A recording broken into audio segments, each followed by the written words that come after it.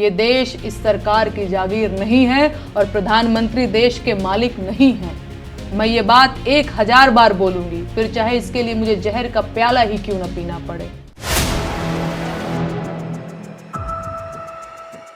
लोक गायिका नेहा सिंह राठौर जो अपने गीतों के जरिए सरकार पर तंज कसते हुए तीखे सवाल पूछती हैं, तो कभी अपने वीडियो के जरिए सरकार को कटघरे में खड़ा करती हैं, जिससे भाजपा और अंधभक्तों को बड़ी मिर्ची लगती है, जिसका नतीजा ये है कि अब उन पर केस तक किए जाने लगे हैं। लेकिन हाल ही में एक मामले में जब नेहा सिंह राठौर को सुप्रीम कोर्ट से बड़ी राहत मिली और उनकी गिरफ्तारी पर अंतरिम रोक लगा दी गई, उसके बाद से तो उनको ट्रोल करने वाले अंधभक्त इतना बौखलाए हुए हैं कि नेहा सिंह राठौर को सोशल मीडिया पर निशाना बनाया जा रहा है, जिसको लेकर अब नेहा ने अपने एक वीडियो के जरिए करारा जवाब दिया है। उन्होंने सोशल मीडिया अकाउंट एक्स पर एक वीडियो पोस्ट करते हुए लिखा कि तुम्हारी गालियां और एफआईआर मेरा हौसला नहीं तोड़ सकते। मुझे गालियां देने वाले लोग वही लोग हैं जिन्होंने सावित्रीबाई फूले के ऊपर कीचड़ फेंका था, सुकरात को जहर पिलाया था, ब्रूनो को जिंदा जलाया गया था, मीराबाई राठौर को जहर दिया गया था और सीता जी को अग्नि परीक्षा देने के लिए मजबूर किया गया था। इसके साथ ही उन्होंने एक बार फिर से सरकार को आड़े हाथों लिया है। सोशल मीडिया पर इन दिनों मेरा चरित्र बताने वाली पोस्ट की बाढ़ आई हुई है। सबको बताना है कि मैं कितनी ज्यादा चरित्रहीन हूं। पूरी क्रिएटिविटी के साथ कीचड़ उछाला जा रहा है। एडिटेड तस्वीरों का पूरा एल्बम घूम रहा है और एडिटेड फोन कॉल से लेकर अफवाहों तक का बाजार खूब गर्म है। कुल मिलाकर सबको मजा आ रहा है। इंटरेस्टिंग बात यह है कि यह सब काम देशभक्ति के नाम पर हो रहा है और मुझे गालियां देकर लोग झटपट देशभक्त बन जा रहे हैं। अगर मैं इस प्रोसेस को न समझ रही होती तो मैं जरूर परेशान हो जाती, कमजोर पड़ जाती, टूट जाती। लेकिन इन फर्जी देशभक्तों के लिए बुरी खबर यह है कि मैं खूब समझ रही हूं कि इस वक्त मेरे साथ क्या हो रहा है और क्यों हो रहा है। मैं इस सरकार से सवाल पूछ रही हूं, लेकिन सरकार के पास मेरे सवालों का कोई जवाब नहीं है, तो बदले में मुझे गालियां दिलवाई जा रही हैं।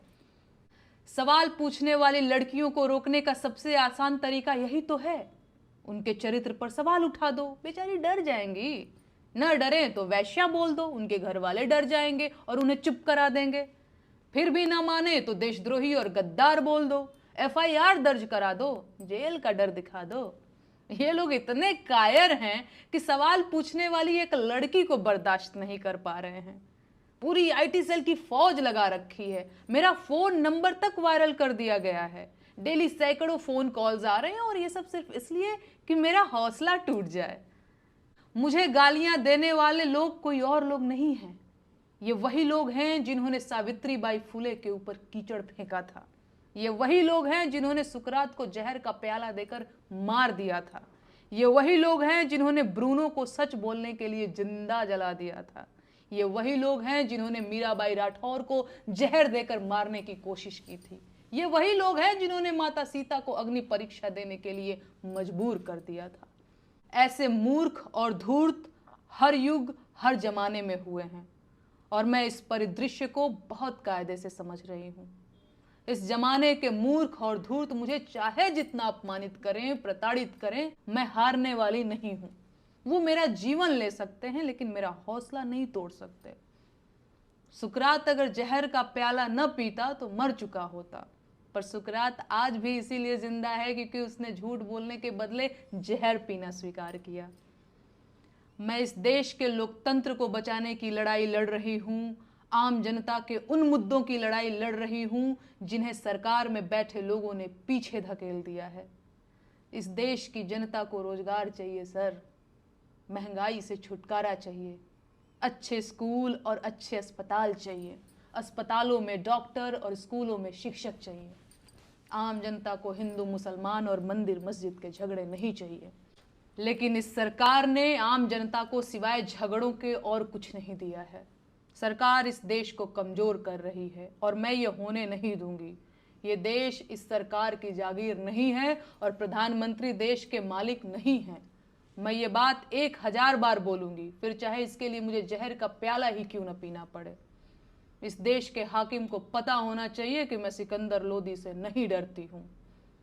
बाकी इस देश के महिला आयोग से मुझे कोई शिकायत नहीं है। आपकी मजबूरी मैं समझ सकती हूँ।